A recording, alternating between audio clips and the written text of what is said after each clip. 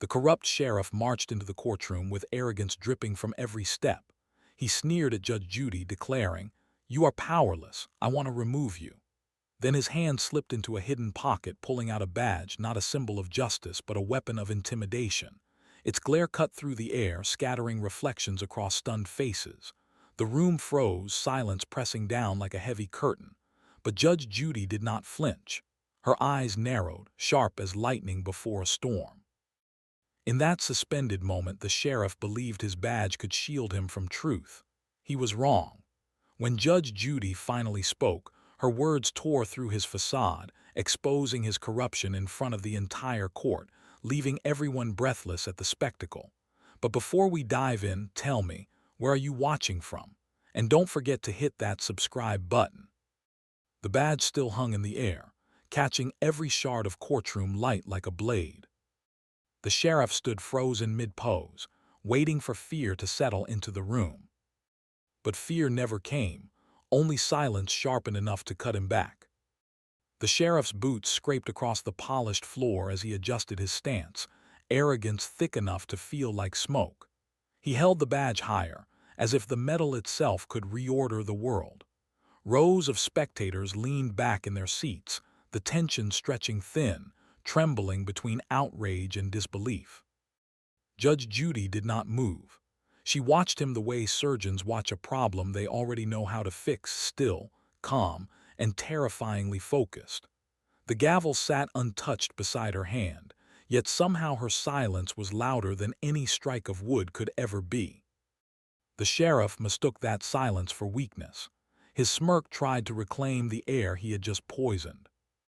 "You heard me," he muttered, voice dripping superiority. "You are powerless. I want to remove you." The words rippled across the courtroom like a slap. Even the bailiff stiffened. A few in the gallery exchanged glances that asked the same question: is he really doing this? The plaintiff, a small business owner with tired eyes and trembling fingers, shifted in her seat. She had already endured months of fear under this man's authority. To see him now, standing inches from the bench as if he owned the courtroom, made her breath catch in her throat. Judge Judy's expression hardened by a fraction, enough to signal danger. "Put the badge down," she said, not loud, not emotional, just a command wrapped in surgical steel. But the sheriff wasn't finished performing. "This badge," he declared, turning to the audience as if seeking applause, "means I answer to no one in this room." His voice echoed. No one responded. Even the hum of ventilation seemed to pause. Judge Judy slowly leaned forward. The camera of the room, real or imagined, seemed to zoom with her, narrowing until the entire world felt contained in the space between her eyes and the sheriff's trembling badge. "You believe," she said softly, "that flashing that shield makes you untouchable." Her tone carried no anger, only truth. And somehow, that truth shifted the weight of the room entirely. For the first time, the sheriff's fingers twitched. The badge lowered half an inch, instinct, not choice. The plaintiff watched him with wide, exhausted eyes. She was not imagining things anymore. Everyone could finally see the intimidation that had followed her home at night, lingered at her store, and shadowed her every complaint. Judy rested her elbows on the bench.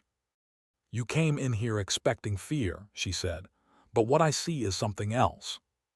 The sheriff swallowed, the sound loud in the stillness.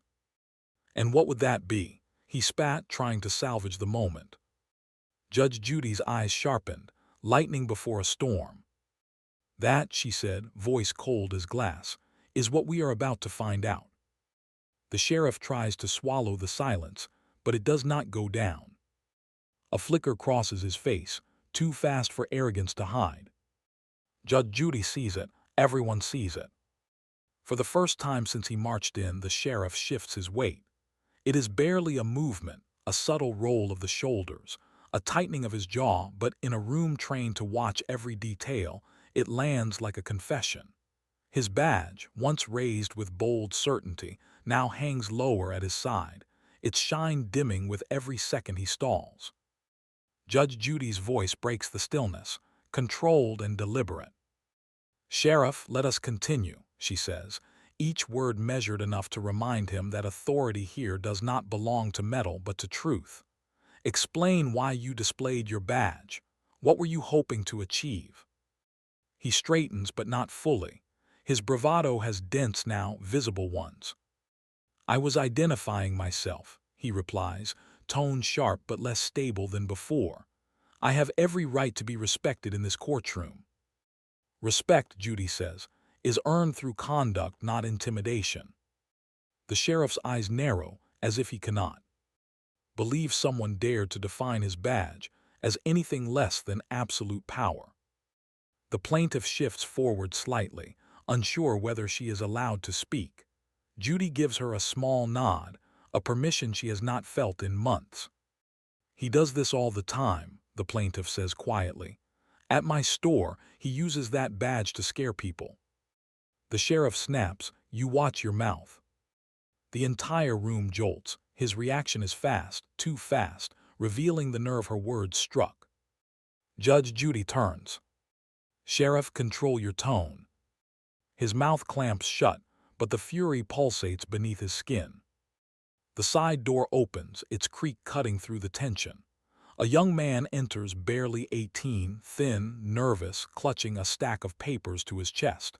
His hands tremble. His eyes avoid the sheriff entirely.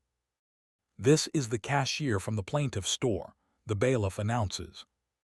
The sheriff scoffs. "That kid, he is lying. He has always been scared of authority." The young man's voice shakes. You told me I should be. You told all of us." A murmur travels through the courtroom like a cold wind. Judy studies the teen, the trauma in his posture, the practiced silence, the hesitation that comes from learning fear too young. "What do you have for the court?" she asks. He sets the papers down. Then, with slow, deliberate caution, he reaches into his jacket pocket and produces a small device, a recorder. The sheriff's reaction is instant, too instant. "That is illegal," he barks. You cannot present that. It is fabricated." The teen flinches, but his courage holds. "I recorded what he said," the teen murmurs, "because I knew no one would believe me otherwise." Judge Judy leans forward, eyes narrowing like a camera zooming in on truth. She taps the recorder gently. "Sheriff," she says, "why are you reacting like you already know what is on this tape?" The recorder lands on the desk with a soft click, but the sound hits the sheriff like a blow. He flinches, barely, but enough for the whole room to feel the tremor. Judge Judy notices first, then everyone else does. The teen's hand hovers above the small device, fingers trembling, breath shallow. He looks like someone preparing to relive something he has spent weeks trying to forget. The courtroom absorbs his fear, quieting itself to make space for whatever truth he is about to unleash. Judge Judy nods once. "Play it." The sheriff erupts. "This is pointless. That recording is illegal, inadmissible, completely out of context." But his protests feel frantic, not confident. The badge at his chest suddenly seems too heavy for him, dragging his posture down. Judy does not raise her voice. She does not need to. "Sheriff, you are protesting a tape you have not even heard." The sheriff opens his mouth, then closes it again. A muscle along his jaw twitches.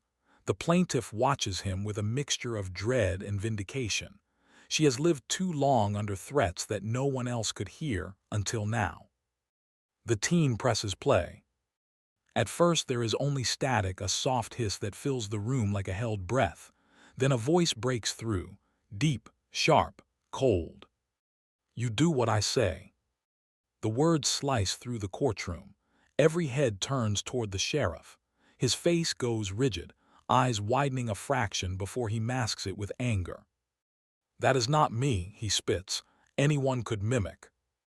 But the next sentence destroys his denial. "You think filing a complaint will protect you? I can bury anything." Gasps ripple across the gallery. The plaintiff's eyes fill with tears, not from sadness, but from the shock of hearing publicly what she had been forced to endure alone. The recording continues, the sheriff's voice tightening like a noose around his own credibility. You want trouble? Keep talking. I will shut you down, your store, your family, whatever it takes. The teen flinches at his own memory of those words. The room recoils. Even the bailiff's posture stiffens, his expression thinning into something close to disgust. Judge Judy remains still, but the air around her shifts, denser, heavier, charged with a calm fury that only she can wield. "Sheriff," she says softly, "is there anything you wish to say?" He stumbles through half-formed statements. "It is edited, it is not. I was responding to, but none of it lands. None of it has weight, not anymore." Judy reaches for the incident report he had claimed was misplaced. Her fingers brush the unopened folder. She lifts it slowly, eyes locked on him. "Because according to this document," she says, "there is something you did not tell us." The folder rests beneath Judge Judy's hand like a quiet bomb. The sheriff watches it, the way guilty men watch a door they forgot to lock. Every second she delays opening, it tightens the noose he made for himself. Judge Judy lifts the report just enough for its weight to become visible. A thin layer of dust flakes off, the kind that gathers on documents intentionally hidden, not accidental. Why misplaced? The sheriff's eyes track the movement with restless tension, his stance growing tighter, shoulders edging inward as if bracing for impact. "You said this incident report did not exist," Judy reminds him, her voice calm, precise. "That you never filed anything." The sheriff forces a laugh. It sounds brittle, like something cracking under strain. "That looks old," he says. "Probably unrelated or incomplete. I did not write that." Judy slips on her glasses, an action that always means danger for someone. "Then you will not mind if I read it aloud." He opens his mouth, but she has already begun. Subject: store owner behavior, hostile. Recommendation: escalate monitoring. Note: keep pressure, she questioned me. The sheriff jerks forward. "That is not, you cannot claim I never." But the room hears the truth in the tone of his panic, not in the words he flings wildly. The plaintiff gasps softly, her hand rising to her mouth. She remembers the day she first asked him why he needed to search her stockroom. She remembers the way he smiled, the same smile he wears now, except back then he hid the fear better. Judy continues, her voice slicing through the room like cold wind. "Interesting phrasing, Sheriff. Keep pressure. Escalate monitoring. These are not the words of an officer responding to a complaint. These are the words of someone retaliating." He slams a hand on the table. "You do not understand how law enforcement works." "No," Judy replies. "I understand exactly how intimidation works." The gallery murmurs. Even the bailiff shifts, expression tightening. Judy taps the final page, her finger pausing over a handwritten signature, one clearly belonging to the sheriff. "This is your signature, correct?" He hesitates, just one heartbeat too long. And the room inhales sharply, recognizing the hesitation for what it is, the first undeniable crack. "I sign a lot of reports," he mutters. "Anyone could." Before he can finish, Judy flips the page again. A sealed supplement slips into view, a document not meant for public record, stamped in bold red. "Supplemental report, confidential." The sheriff's face drains of color. Judy lifts it delicately. "This," she says, "was filed by you, privately, outside the standard reporting system." The courtroom freezes. Someone drops a pen, it echoes like thunder. She begins to open it. The sheriff lunges forward as if to stop her, but the bailiff steps in, hand raised, blocking him effortlessly. Judy looks up, eyes narrowed with cold precision. "Sheriff, what exactly did you hide in this confidential report?" The sheriff lunges forward, fury erupting faster than his judgment. But the bailiff blocks him with one steady hand, and the room sees the shift. For the first time, he is the one being contained. Judge Judy holds the confidential report with a delicate precision, as if the paper itself carries the weight of everything he tried to bury. The sheriff's chest rises and falls unevenly, breath shallow, eyes darting between Judy's expression and the sealed pages. The arrogance he walked in with now trembles beneath something much uglier: fear. "That report is internal," he hisses, voice cracking under the pressure. "You have no authority to review it. None." Judy lifts one eyebrow. "Sheriff, I think you have misunderstood the concept of authority today." The gallery stifles a gasp. Even the bailiff's stance sharpens, ready in case the sheriff's temper snaps again. Trying to salvage the moment, the sheriff straightens his uniform, smooths his collar, and forces confidence back into his posture. He clears his throat too loudly, then tries to adopt the tone of someone in control. "It is standard," he insists. "Routine. You are blowing a minor note out of proportion." Judy flips to the handwritten page, the one that sank his earlier denial. She reads aloud. "Make example of her, she questioned me." The words float through the air like smoke, thickening the atmosphere until no one can pretend anymore. The plaintiff presses a hand to her mouth. Her eyes shine, not with fear this time, but with the dawning realization that the truth is finally stepping out of the shadows she lived under. The sheriff shakes his head violently. "That is not my writing. Someone forged." Judy interrupts him with a raise of her finger, a tiny gesture, but one that cuts him clean in half. "Sheriff, you just tried to claim you do not write hostile language in your reports, yet this supplement is filled with it." She taps the page, "including a recommendation to escalate surveillance on a private citizen who committed no offense except disagreeing with you." He stammers, "It was context. You do not understand the situation." "How convenient," Judy replies. "Perhaps you can help us understand." His composure falters again. The badge at his chest hangs crooked now, tilting like a cymbal losing its balance. His voice tightens as he leans toward the bench, ignoring the bailiff's presence.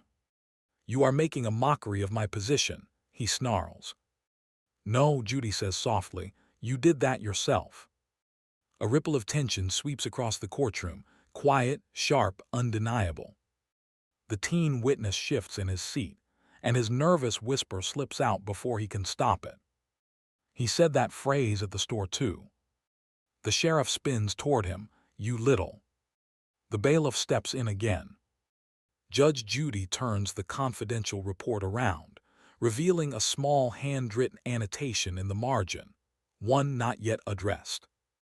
Her voice lowers, colder than before. "Sheriff, let us discuss this note. Explain to the court what you meant."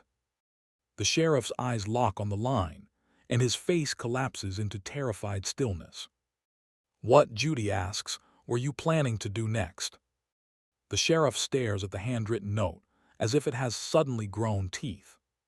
His breath catches, too sharp, too quick, a crack in the mask he can no longer control.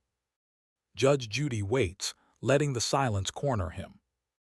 The courtroom shifts into a heavier stillness as Judy lifts the page again. The paper trembles slightly in the air, but not from her hand, from the tension radiating off the sheriff. His eyes dart from the margin notes to Judy's expression, searching desperately for a version of reality where this moment does not swallow him whole. "Make example of her," Judy reads again, slower this time, letting each syllable land with surgical precision.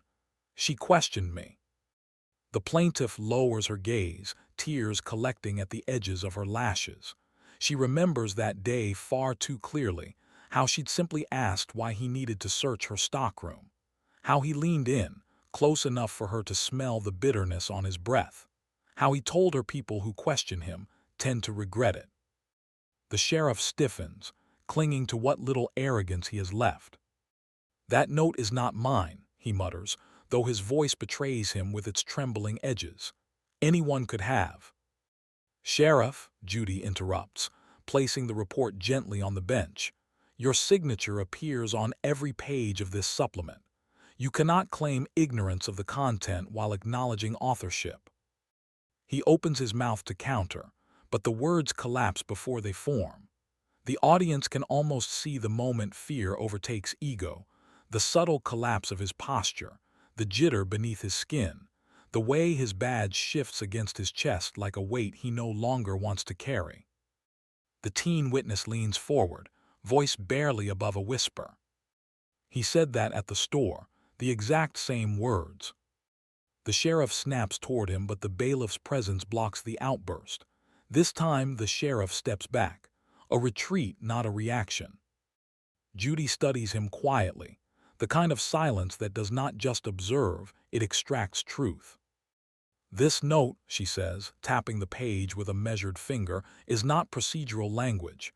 It is personal. It indicates retaliation. It indicates intent to harm, not protect. His throat bobs as he swallows. Then Judy lifts another page, one the court has not yet seen. A second annotation, smaller, scribbled in rushed handwriting. Follow up at night, alone, no cameras. A shocked gasp ripples across the courtroom, fast and violent. The sheriff's face drains, as if the blood itself refuses to remain a part of him. The plaintiff flinches, gripping the edge of her seat with trembling hands. The teen witness covers his mouth. Judy's voice softens, but only in tone, not in weight. Sheriff, what exactly were you intending to do during this follow-up visit? He stares at her, speechless for the first time since entering the courtroom. Judy closes the file. I believe we need more than his explanations, she says, turning to the bailiff. Bring in the store's surveillance footage. As the lights dim for video display, the sheriff whispers a single word, barely audible but full of fear. No. The courtroom lights dim as the monitor flickers to life. On screen, the store appears in grainy blues and grays, a place that suddenly feels haunted by everything unsaid. The sheriff's breath grows louder than the machine preparing to expose him. The bailiff steps aside, giving the screen full command of the room. The plaintiff grips the arm of her chair, shoulders tense as memories she tried to bury claw their way back to the surface. The teen witness leans forward, bracing himself. The sheriff stands stiff, jaw clenched, his eyes darting anywhere but the screen. Judge Judy nods. Play it. A soft buzz fills the room as the footage begins. At first, it is just the quiet hum of a small business closing for the night. Shelves, counters, soft fluorescent lights, the plaintiff wiping down a display, the cashier counting bills at the register. Then the door swings open. The sheriff enters the frame with the same swagger he brought into this courtroom, except here, without an audience, it looks different. Predatory, calculated. His shadow stretches long across the floor, swallowing the smaller shapes around him. The gallery holds its breath. On screen, he approaches the cashier, leaning in too close, speaking words the camera cannot catch. But his posture says enough, the tilt of his chin, the sharpness of his gestures, the way he blocks the kid's path with a single, deliberate step. The teen beside the bench shivers. That, he murmurs, that's when he said it. Judy's eyes stay fixed on the footage. Zoom in, she instructs. The operator enlarges the image. The sheriff's mouth forms a sentence. The teen nods slowly, translating from memory. You do what I say. A ripple of tension sweeps the room, the kind that chills the air. The plaintiff presses a hand against her heart, steadying herself. On screen, the sheriff turns toward her, the store owner, and the room watches as he corners her near the stockroom door. He leans forward, hand braced on the wall beside her head. The camera angle catches enough to show her fear, the stiffness in her shoulders, the way she pulls back without anywhere to go. The sheriff in the courtroom shifts, swallowing hard. The badge on his chest seems dimmer than ever. Judge Judy's voice drops into a tone colder than silence. Freeze the frame. The image halts, the sheriff caught mid-motion, his hand hovering dangerously close to his hip holster. A collective gasp tears through the gallery. The sheriff bolts upright, panic flashing across his face. It is not what it looks like. I was adjusting my belt. But no one believes him. The video shows no sagging belt, no loose equipment, only intent, the kind written in body language that speaks louder than words. Judy turns her eyes toward him, and the shift in power becomes absolute. "Sheriff," she says, "exactly what were you reaching for?" He opens his mouth. No sound comes out. Before he can invent an answer, the door at the back of the courtroom opens, and two internal affairs investigators step inside.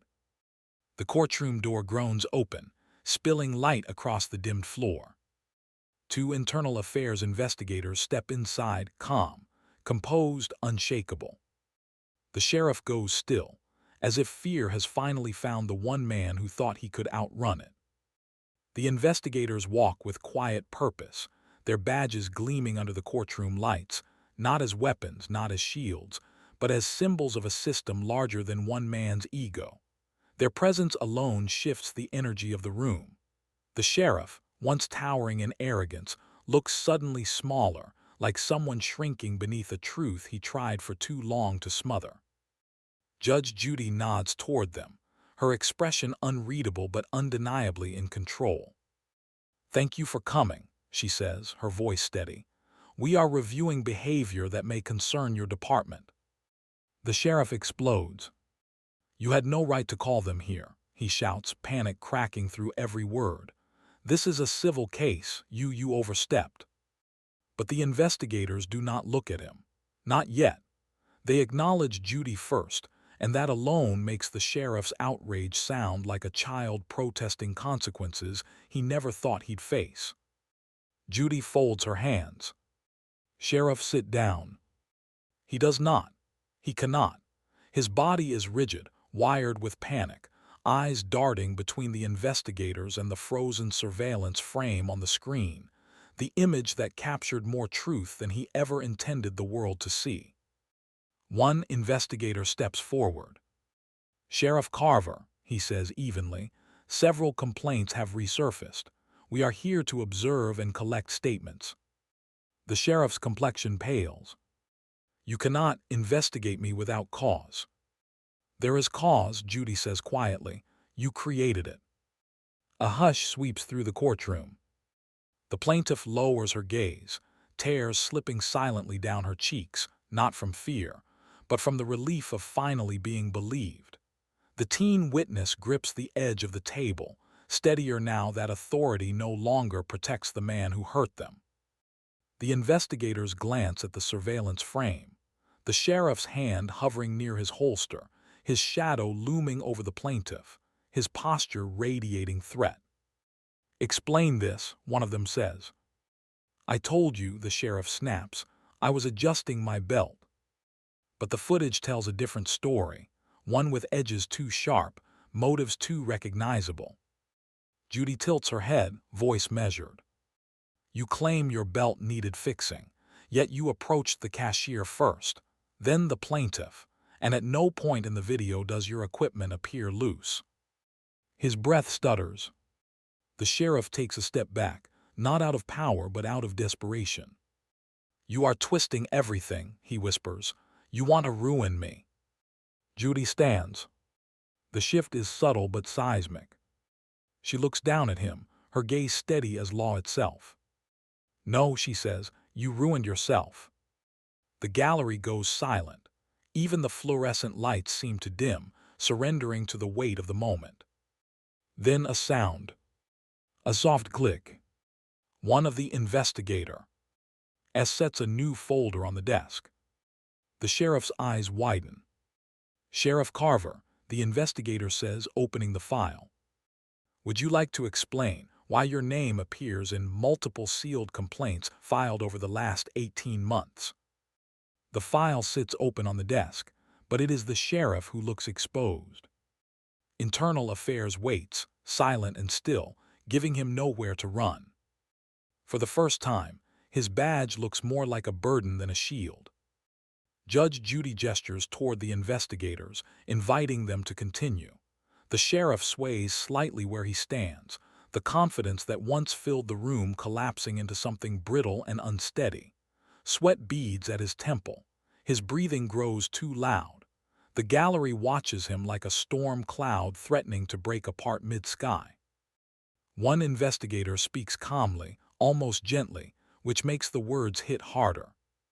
We reviewed this morning's inquiry from Judge Shaindlin. Your name appears in 9 sealed complaints, all dismissed by your own hand.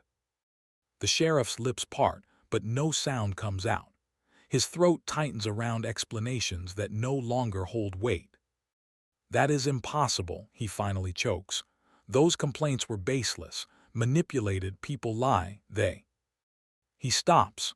His own argument collapses under the weight of the recording, the surveillance frame, the confidential supplement, the fear written on the faces of the people he intimidated. Judy studies him like a surgeon, deciding where to make the final incision. Sheriff, the law gives you authority, not immunity. Do you understand the difference? His eyes flash with a mixture of fear and rage. This is a setup, he snarls, pointing toward the plaintiff. She wants revenge because I did my job. She is making all of this worse than it was. The plaintiff flinches, but she stands slowly, trembling yet resolute. I just wanted to feel safe in my own store, she says. You made that impossible. Her voice cracks, but her message does not. The teen witness rises too, his shoulders squared for the first time in weeks. You scared us, he says softly, all of us. I recorded you because no one believed what you were doing. The sheriff looks between them and something inside him breaks. His face shifts, not into remorse but into panic. The kind that realizes its audience sees the truth for the first time. Internal Affairs flips another page. Sheriff Carver, do you acknowledge these signatures as yours? He hesitates. 1 second. 2. 3. A hesitation that tells the room everything. Judy leans forward, voice quiet but devastatingly sharp. Sheriff's silence is an answer, and right now it is the only honest one you have given. The sheriff's knees bend slightly, as if the floor beneath him has tilted. His badge catches the overhead light, not in triumph, but in accusation. He whispers, "You do not know what you are doing." But the investigators step closer. And he knows they know. His authority is gone. Judy folds her hands, eyes locked on him. Sheriff, she says, before we proceed, is there anything you want to admit, while you still can? The sheriff's mouth opens, but the words falter. Not from restraint, but from fear finally stripping him bare. For the first time, the courtroom sees the man behind the badge, and he does not look strong. He grips the edge of the defendant's table, knuckles whitening until they resemble bone. The badge on his chest, once gleaming with arrogant certainty, now tilts crookedly, as if it too has lost faith in him. His breath rattles, sharp and uneven, a man drowning in a room full of people who once cowered beneath him. I wasn't, he stammers, looking anywhere but at Judge Judy. This is all getting twisted. Sheriff Carver, Judy says, voice level as water over stone, speak clearly. The command lands like a blow.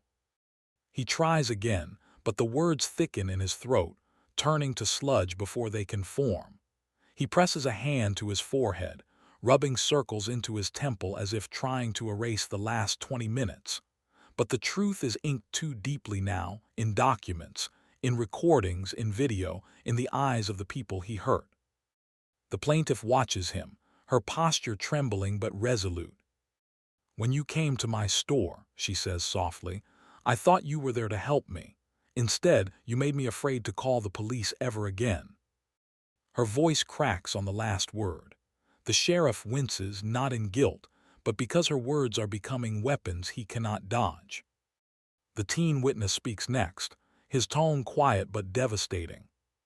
You scared us so much we stopped talking at work.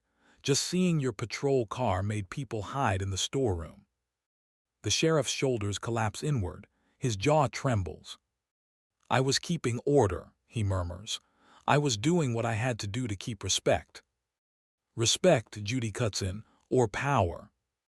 He flinches. The investigators step closer, paper rustling as they turn a page. "Sheriff, these 9 complaints describe the same pattern: intimidation, retaliation, and misuse of authority. This did not begin with the plaintiff." His breathing speeds up. His hands shake. He looks around the room, desperate for someone, anyone, to stand with him. But every face remains still, carved by the quiet revelation that the man who threatened them all is finally exposed. His voice erupts suddenly, cracked and raw. "You don't understand. You don't know what it's like." He pounds a fist on the table. The sound echoes like a breaking bone. "People stopped listening to me. They questioned me at every turn. I had to show them I was still the one in control." Silence. A silence that reveals far more than his outburst ever could. Judy tilts her head, eyes narrowing with clinical precision. "So your solution," she says, "was fear." He opens his mouth to object, but no words emerge. Just a strangled sound, part anger, part despair, part realization that the truth he never intended to say has already escaped. The sheriff sags against the table, defeated. And then, in a moment he cannot take back, he mutters one sentence under his breath that turns the entire courtroom still. "I wasn't even responding to a real call that night." The sheriff's muttered words cling to the air like smoke. "I wasn't even responding to a real call that night." Every head in the courtroom turns, but it's Judge Judy's stillness that traps him. Judy's eyes sharpen, narrowing as if she's adjusting a lens to bring the truth into perfect, brutal focus. "Sheriff," she says quietly, "repeat what you just said." He stiffens, realizing too late that the whisper he meant to bury had already taken root. The gallery falls silent. No murmurs, no shuffling, not even a breath. Only the faint buzz of fluorescent lights dares to move. The sheriff's voice trembles. I wasn't dispatched there. I went on my own." The plaintiff covers her mouth, her entire body recoiling. The teen witness grips the edge of the table, knuckles whitening. Judy leans forward. "If there was no call," she asks, "why were you there at all?" He squeezes his eyes shut. His shoulders rise, fall, rise again. "I got a message," he mutters, "from one of my deputies." Internal Affairs shifts, exchanging a knowing glance. Judy sees it. "Which deputy?" she demands. He hesitates, but the truth is already unraveling him, and he is too tired to hold the threads together. "Deputy Rowland," he finally whispers. A hush ripples through the courtroom, one of recognition, dread, and clarity sharpening into shape. The investigator steps forward.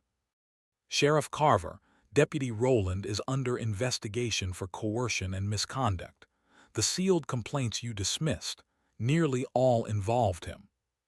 The sheriff winces, eyes shutting as if the words physically strike him. Judy's voice grows colder.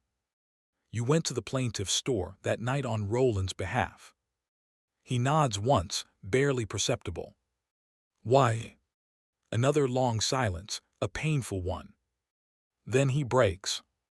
"Because she filed a complaint," he admits, voice cracking open, "against him, and I told him I'd handle it." The plaintiff's breathing stutters. She remembers the deputy's smirk, his lingering presence in her aisles, the unease she felt pressing like a bruise she couldn't name. And now this. Judy's voice echoes through the room, steady, devastating. "So you retaliated, not for the law, not for a case, but to protect a deputy under investigation." The sheriff swallows, unable to defend himself anymore. "I thought I was helping my department," he whispers. His voice breaks. "I thought if people stopped questioning us, things would go back to normal." Judy's expression shifts, not softer but deeper. There is disappointment there, weightier than anger. "Sheriff Carver," she says, "you didn't go there to enforce the law. You went there to silence someone who demanded accountability." Internal Affairs raises another folder. This one is thin, but the few pages inside are enough to drain the rest of the color from the sheriff's face. "Your own deputy," the investigator says, "listed you as a participant in the retaliation." The room erupts with gasps. The sheriff's knees buckle. He catches himself on the table, barely. Judy folds her hands slowly. "Sheriff," she says, her voice a quiet blade, "the real question now is, what else have you been hiding from this court?" The sheriff's confession still reverberates in the air, raw and jagged. He stands hunched over the table, no longer a figure of authority, just a man cornered by his own choices. The courtroom waits, suspended between revelation and reckoning. Judge Judy leans back in her chair, arms folding slowly, deliberately, as if containing the weight of the moment. Her eyes remain fixed on the sheriff, but they no longer hold fury, only a profound, solemn disappointment. It is the kind of look that unmasks a man more effectively than anger ever could. "Sheriff Carver," she begins, voice low, "under what definition of justice did you believe this behavior was acceptable?" He does not answer. He cannot. Each breath he takes feels like a confession in itself. The plaintiff wipes her eyes, trying and failing to steady her trembling hands. For the first time, the courtroom sees the full cost of what she endured, not just fear, but the silent courage it took to bring this into the light. The teen witness places a hand on her shoulder, fragile comfort from someone who carried a different but parallel burden. Internal Affairs steps forward. "We will be taking Sheriff Carver into custody for questioning after this hearing," one investigator announces. "There will be an immediate review of all complaints dismissed under his authority." A murmur spreads across the room, surprise, relief, vindication. But Judy raises a hand, restoring silence. "Before this court moves forward," she says, "we must acknowledge the truth of what we witnessed today." Her gaze sweeps the room. A position of power is not a shield. It is a responsibility. When that responsibility is twisted, the harm it causes is deeper than any physical wound. The sheriff lowers his head. His shoulders sag. The badge on his chest feels like an anchor dragging him into the consequences he spent years avoiding. The plaintiff speaks again, voice fragile but honest. "I was afraid every day," she whispers. "Afraid to open my store, afraid to walk to my car, afraid to say anything because I knew he could show up again." She swallows hard. "I didn't want his career ruined. I just wanted my life back." The sheriff flinches, not at the accusation, but at the humanity he never considered. The teen witness inhales shakily. "He threatened us too," he says. "We didn't record him to get revenge. We did it because we thought no one would believe us." Judy nods slowly, her expression heavy with the burden of truth. "Courage takes many forms," she says. "Today, both of you showed yours." She turns back to the sheriff. "And now we deal with the consequences of your choices." His voice wavers, barely above a whisper. "Your Honor, may I say something?" The gallery stiffens, unsure whether he seeks redemption or another excuse. Judy's gaze pierces him. "You may speak," she says, "but choose your words carefully. They will follow you." The sheriff lifts his head, eyes red, breath unsteady. He opens his mouth, and the courtroom braces as the man who once wielded fear prepares to speak without it for the first time. The sheriff lifts his head, eyes rimmed red, breath trembling. But the courtroom does not soften, not for him. Every gaze reminds him that whatever he says now will be carved into memory. He takes a step forward, shoulders bent, palms open.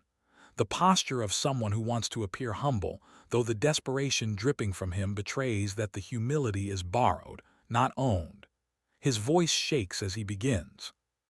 I want to apologize, he says, to the plaintiff, to the court, to everyone who misunderstood.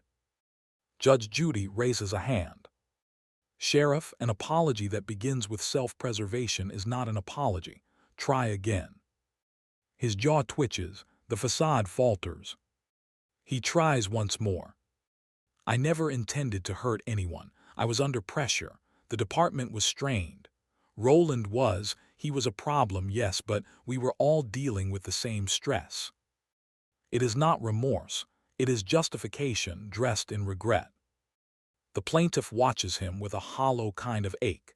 The kind born from realizing the harm done to you may never be fully understood by the person who caused it.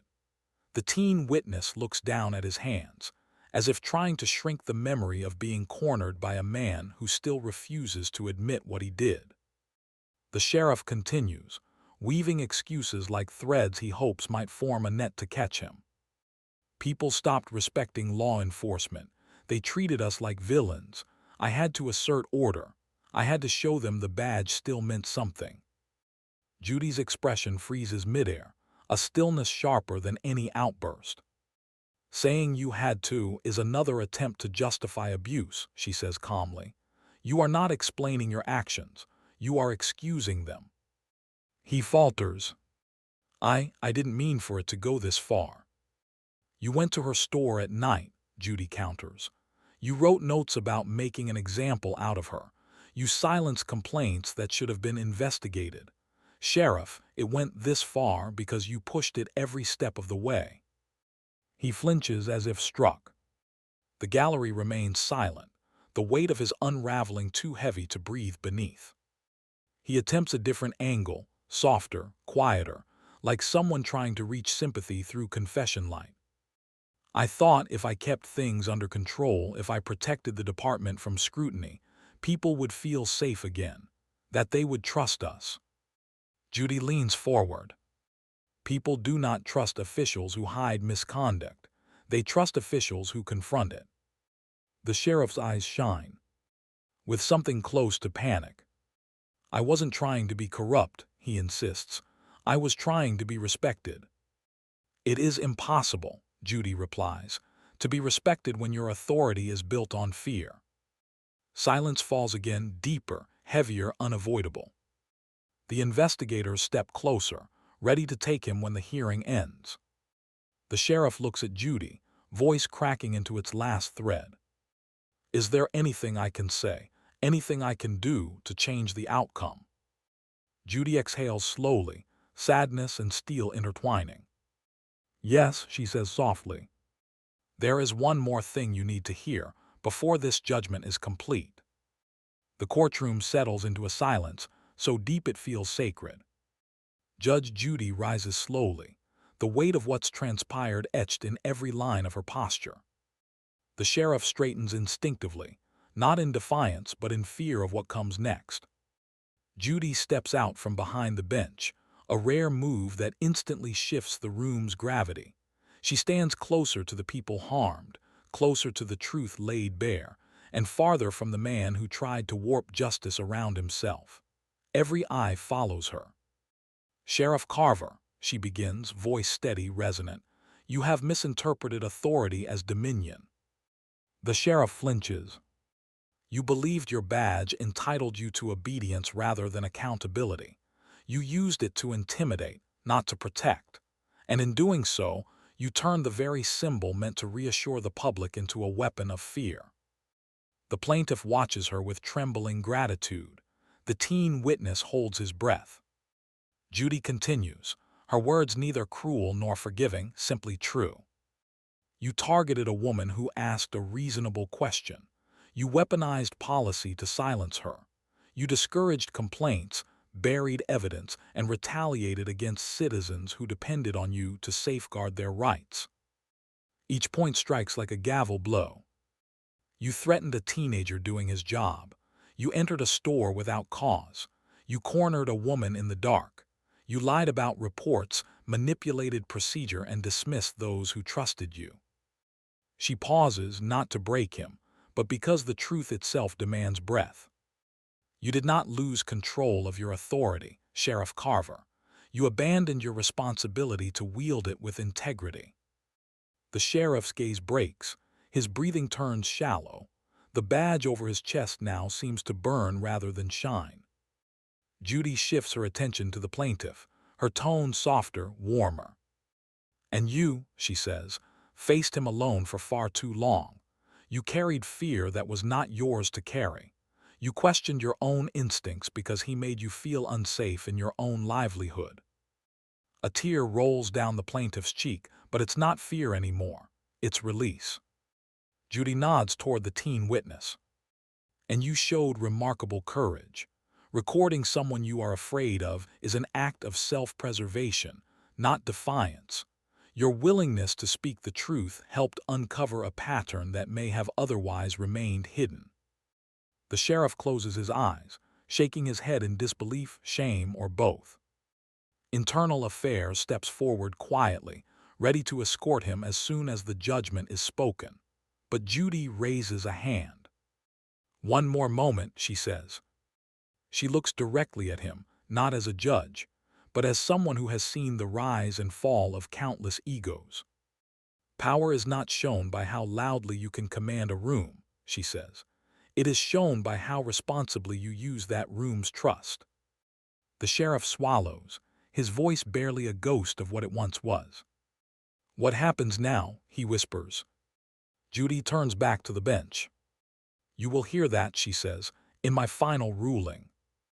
Before we reach the judgment, ask yourself, should a person who misuses authority be given another chance, or is accountability the only path forward?" Judge Judy returns to the bench with a steady breath, her robe settling around her like a quiet storm. The courtroom stills, even the sheriff, as everyone braces for the words that will decide the weight of everything they witnessed. Justice stands at the edge of her tongue. Judy sets her hands on the bench, fingers interlaced. When she speaks, her voice carries not anger, not triumph, but the cold clarity of truth.